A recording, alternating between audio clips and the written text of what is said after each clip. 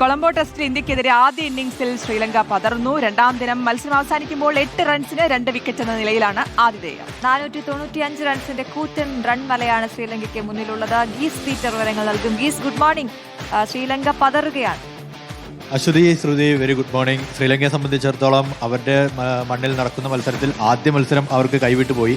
രണ്ടാം മത്സരത്തിൽ ഒരു മികച്ച പ്രകടനം കാഴ്ചവെച്ച് പരമ്പരയിൽ ഒരു സമനില ഒപ്പിക്കാം എന്നൊരു പ്രതീക്ഷയോടെയാണ് ലങ്കൻ മണ്ണിലെത്തിയത്. പക്ഷേ എന്നിരുന്നാൽ പോലും രണ്ടാം മത്സരത്തിൽ ആദ്യ ഇന്നിംഗ്സിൽ തന്നെ ഇന്ത്യ വമ്പൻ സ്കോർ മുന്നോട്ട് വയ്ക്കുന്നു. 503 റൺസാണ് ഇന്ത്യ ആദ്യ ഇന്നിംഗ്സിൽ 9 വിക്കറ്റ് നഷ്ടത്തിൽ നേടിയത്. അത് ഇന്ത്യൻ ഇന്നിംഗ്സ് പൂർത്തിയാവാതെ ഡിക്ലെയർ ചെയ്യുകയായിരുന്നു. എന്തായാലും രണ്ടാം ദിനം ഇന്നലെ ആണ് മത്സരത്തിന്റെ രണ്ടാം ദിനത്തിൽ ഇന്ത്യ 9 വിക്കറ്റ് 503 റൺസ് എന്ന നിലയിലാണ് ഡിക്ലെയർ ചെയ്തത്. മറുപടി ബാറ്റിംഗിൽ ഇറങ്ങിയ ആദ്യ ഇന്നിംഗ്സിൽ തന്നെ ശ്രീലങ്കയ്ക്ക് ആതിഥേയർക്ക് തുടക്കം തന്നെ പാളുന്ന ഒരു സാഹചര്യമാണ് ഉണ്ടായത്. അതായത് 8 റൺസ് കൂട്ടിച്ചേർക്കുന്നതിനിടെ 2 വിക്കറ്റുകളാണ് നഷ്ടമായത്. ലാഹ്രു കുമാരെ 1 റൺസിനും മുഹമ്മദ് സിറാജ് പിടിച്ചു കിട്ടിയപ്പോൾ പ്രഭാസ് ജയസൂര്യയെ 2 റൺസിന് മാനവ് സുധാറാണ് വീഴ്ത്തിയത്. അങ്ങനെ ആകെ പ്രതിസന്ധിയിലായ ഒരു ഘട്ടത്തിലാണ് ഇപ്പോൾ ലങ്കൻ ബാറ്റിംഗ് നിര എന്തായാലും ഉള്ളത്. നേരത്തെ അശ്വതി സൂചിപ്പിച്ചതുപോലെ 497 റൺസാണ് ലങ്കയ്ക്ക് മുന്നിലുള്ളത്. ഇന്നിംഗ്സ് ലീഡ് ഉയർത്തുവാൻ വേണ്ടി 497 റൺസിന്റെ പടുകൂറ്റൻ സ്കോറാണ്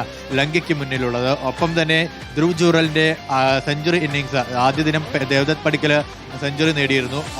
രണ്ടാം ദിനം ധ്രുവ് ജൂറലിലും ഒപ്പം തന്നെ മറ്റൊരു വിക്കറ്റ് കീപ്പർ ബാറ്റ്സ്മാനായ ഋഷഭ് പന്തിന്റെ അർദ്ധ സെഞ്ചുറി കൂടിയാണ് ഇന്ത്യക്ക് ഈ കൂറ്റൻ സ്കോർ സമ്മാനിച്ചതെന്നും എടുത്തു പറയണം. എന്തു തന്നെയായാലും ശ്രീലങ്കയെ സംബന്ധിച്ചിടത്തോളം ഒരു ഫോളോ ഓൺ ഒഴിവാക്കാൻ ഒരു മികച്ച സ്കോർ കണ്ടെത്തേണ്ടതുണ്ട്. അതേസമയം ബാറ്റർമാരെ പിടിച്ചുകെട്ടുക എന്ന് തന്നെയാണ് ഇന്ത്യ ലക്ഷ്യമിടുന്നത്.